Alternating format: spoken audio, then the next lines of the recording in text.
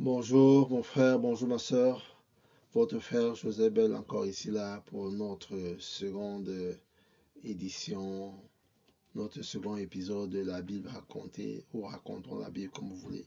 Nous allons rapidement traiter de chapitre 3, chapitre 5 et chapitre 6 de Genèse. Rapidement en 9 minutes, je mets mon chrono pour que nous commençons. Voilà. Le chapitre 4. Je crois que je ne vais pas rentrer sur le chapitre, les chapitres précédents, nous savons ce dont il a été question. Dans le chapitre 4, après que Adam soit parti du jardin d'Éden suite à la malédiction de Dieu, après que chacun d'eux ait été maudit, l'homme a été maudit, en ce que la terre sera dorénavant dure pour lui et ne produira plus facilement du fruit, du pain, et c'est la chair de son fond qui mangera. La malédiction de la femme durement les souffrances de l'accouchement. Ses désirs sont portés vers l'homme dorénavant. Il maudit le serpent qui va me donner marcher sur son ventre, qui mangera la poussière de la terre. Il crée une inimitié entre la procédé de la femme et la procédé de l'homme, en ce sens que procédé de la femme et du serpent, la femme va écraser la tête du serpent et le serpent va mordre sa postérité au talon. Ça, c'est le chapitre 3, la chute de l'homme. Chapitre 4, maintenant. Adam et sa femme vont donner naissance à deux enfants. L'aîné Abel, l'aîné Caïn, le second Abel. Abel est un laboureur. Il devient un laboureur, il fait là des champs, etc. Caïn a par contre, Caïn est un laboureur, il a des champs, etc. Abel est un berger. Il est un berger. À un moment donné, chacun d'eux amène des offrandes à Dieu. Des offrandes, nous savons des offrandes, c'est des prémices, ce que vous avez de meilleur, c'est de bon, vous l'offrez à Dieu. Il se trouve que des suites de ces offrandes, de ces diverses offrandes, Dieu n'a pas agréé l'offrande de Caïn, qui était des produits de la terre. Mais il a plutôt agréé l'offrande d'Abel, qui était des offrandes de la bergerie, etc. Et des suites de cela, Caïn a été offusqué, Caïn a été frustré, Caïn s'est trouvé fâché, son visage est devenu abattu, tel il était frustré. Dieu s'est rapproché de lui. Qu'est-ce que tu as, Caïn? Pourquoi ton visage est si abattu? Caïn a donné l'impression qu'il n'y a pas de problème. Dieu lui dit, si tu agis bien, tu vas te relever et ton visage également se relèvera. Mais si tu agis mal, le péché se tient à ta porte et ses désirs sont portés vers toi. C'est un avertissement que Caïn n'a pas compris ou bien n'a pas voulu comprendre. Toujours est-il qu'il a donné l'impression hypocritement que tout allait bien. Il a parlé à son frère comme si de rien n'était. Mais dès qu'ils sont retrouvés dans les champs, il est tombé sur son frère, il a tué son frère. Dans le chapitre 4 de Genèse, c'est le premier meurtre enregistré dans la création. Un meurtre fratricide. Un grand frère qui a tué son petit frère. Après qu'il l'ait tué, Dieu revient à lui. Caïn, où est ton frère? Il répond, mais est-ce que je suis le gardien de mon frère pour savoir où il est? Mais Dieu lui dit, mais attention,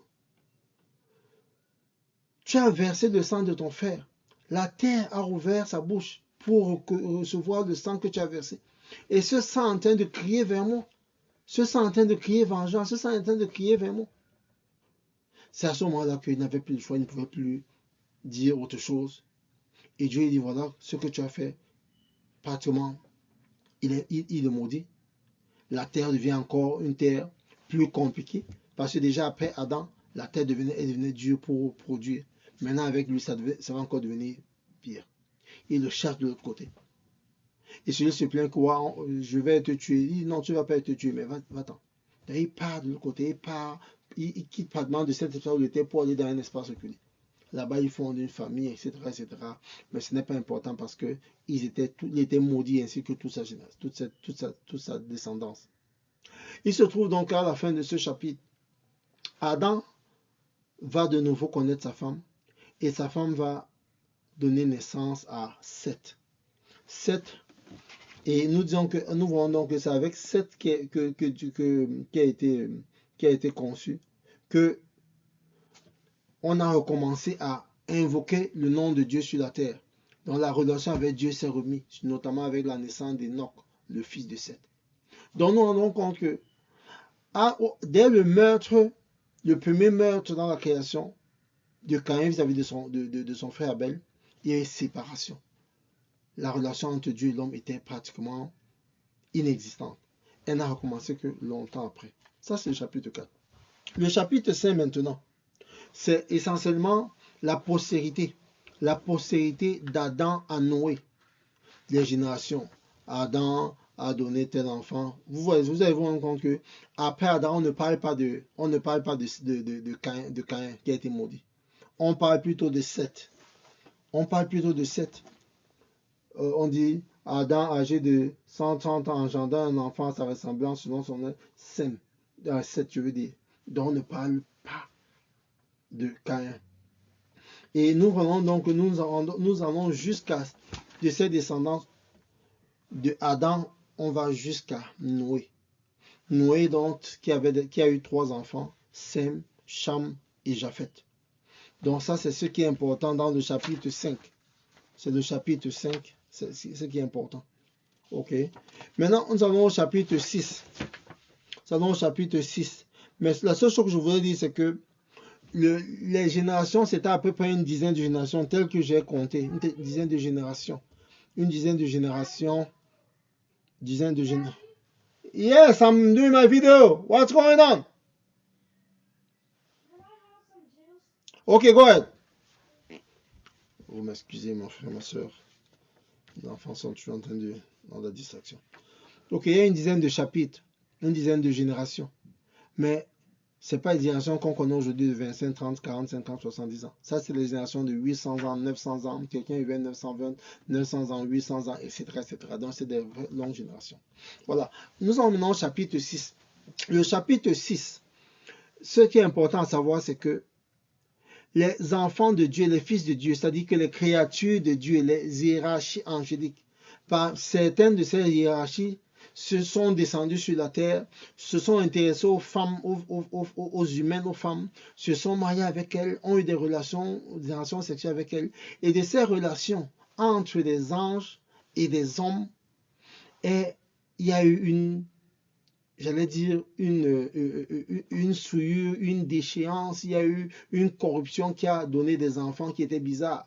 Des enfants qui étaient des géants, des enfants qui étaient mi-hommes, mi-démons, mi-anges, si vous voulez que je dise ça comme ça.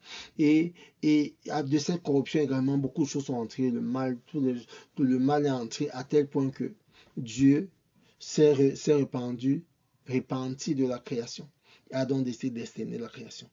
Et ses regards de faveur se sont tournés vers Noé. Il est donc venu à Noé. Il a ordonné à Noé de construire une arche qui était un genre d'immense bateau.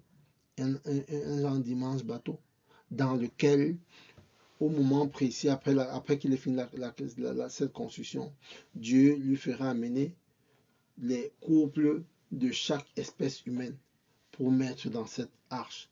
Et ensuite que Noé lui-même et sa femme et ses enfants et leurs femmes entrent dans cette arche afin que le déluge vienne sur la terre et que toute autre chose hors de cette arche meurt et que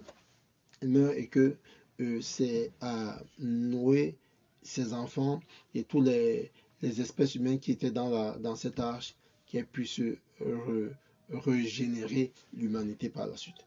Donc ça c'est, j'ai respecté le temps, c'est les chapitres 4, 5 et 6 que je voulais qu'on aborde. Chapitre 4, le premier meurtre de l'humanité. Chapitre 5, les générations de Adam à Noé. Chapitre 6, la corruption de l'humanité par l'interaction entre les anges, les hiérarchies angéliques et les hommes, et le mal qui a rempli la terre à tel point que Dieu décide de l'extermination de la terre. Donc c'est un peu ça. Maintenant, je voulais que nous insistions sur quelque chose de très important. Dans le chapitre 4, quand Abel, son offrande a été agréée par Dieu, et l'offrande de Caïn n'a pas été agréée, Caïn s'est fâché de cela. Caïn a été extrêmement attristé, extrêmement frustré. Mais nous pouvons, avec cette étude, dire que ce n'est pas à ce moment qu'il a conçu de tuer son frère. C'est pas à ce moment qu'il a conçu de tuer son frère. Un certain temps est passé. C'est pourquoi Dieu est venu à lui, par amour, lui dit, écoute, pourquoi ton visage est abattu? Pourquoi es-tu frustré? Il a donné l'impression que non, il n'a pas de problème. Il n'a pas de problème. Dieu lui a dit, écoute, si tu agis bien, ton visage se relèvera, tu vas retrouver ta bonne humeur, ta jovialité, ta brillance, etc., etc. Mais, si tu ne fais pas, sache que le péché se couche à ta porte et ses désirs se portent vers toi. Très, très important. Très important. Donc, Dieu voulait dire à Caïn que il est grand temps pour lui d'enlever la colère en lui d'une manière ou d'une autre, d'enlever la frustration en lui, d'enlever la jalousie en lui, d'enlever le cœur dur en lui, d'enlever ça. Parce que s'il ne le fait pas, le péché, lui, il est là. Il a la porte, il attend. Ses désirs, dont les plans, les projets de l'ennemi, les projets de diable, les projets des démons sont d'utiliser cette colère, d'utiliser cette frustration, d'utiliser cette offense, cet amour propre pour créer quelque chose d'autre, pour prendre contrôle, pour faire quelque chose de plus grave. Mais évidemment, Caïn n'a pas compris. N'a pas compris. Il a été hypocrite au point de donner l'impression que tout va bien. Il a été hypocrite au point de parler avec son frère comme de rien n'était. Et dans les champs, il a tué son frère. Donc, la plupart des péchés que nous commettons, la plupart des péchés sont des péchés qui sont médités, sont des péchés qui sont prémédités, qui sont pensés, qui sont entretenus, qui ont le temps de gonfler à l'intérieur de nous. Mais il y a un temps où nous pouvons agir, nous pouvons réagir pour empêcher le péché, les désirs du péché de prendre contrôle. Nous pouvons empêcher le plan de l'ennemi qui est derrière le péché de nous dominer. C'est pourquoi la repentance est importante. Quand tu sens que dans ton cœur ça ne va pas, repens-toi. Quand tu sens qu'il y a quelque chose qui t'ennuie, tu vois ton frère, ton cousin, ton collègue avec une grosse voiture, avec des promotions, ton cœur est lourd, ton cœur est serré par rapport à ça. Demande à Dieu, Seigneur, pardon, enlève, donne-moi la paix, enlève cette mauvaise intention que j'ai dans le cœur, enlève cette peine que j'ai, enlève ce fardeau qui est en moi, enlève-le. Dieu va t'aider. Dieu va t'aider. Dieu est venu avec Caïn. Il voulait l'aider, mais Caïn n'a pas voulu. Il aurait même pu dire à Dieu, voilà, mais pourquoi tu n'as pas agréé mon offrande alors que je suis l'aîné, etc. Dieu lui a dit, mais non, mon fils, je t'aime bien, mais regarde, voilà l'offrande que tu m'as donnée, c'était pas bien, voilà ce que tu as donné, c'était pas bien, peut-être ce que tu as donné, c'est pourri. Et il aurait compris que non, quelque part, Dieu a quand même raison, et Dieu lui aurait donné une occasion lors des prochaines offrandes, de se corriger, de faire quelque chose de mieux. Mais non, il a fait montre d'hypocrisie, il a donné l'impression que tout allait bien, et il s'est laissé finalement dominer par ce péché, avec ce que ça a entraîné par la suite.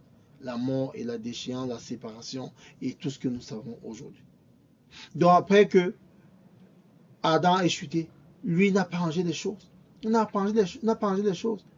Et pendant tout ce temps-là, Dieu s'est séparé encore davantage de l'homme. Il a fallu que Seth naisse, Seth accouche un enfant, et que après la naissance d'Enoch, que c'est là où que Dieu commence encore sa relation avec l'homme.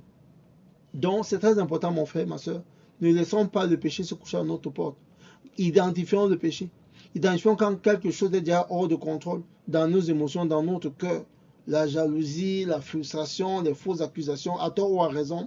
Ayons toujours à cœur de nous repentir. Ayons toujours à cœur d'être en paix avec les uns et les autres si cela est possible, selon ce que la Bible dit. Alors, merci, mon frère, ma soeur, d'avoir écouté. Que Dieu vous bénisse et nous nous retrouvons demain. Amen.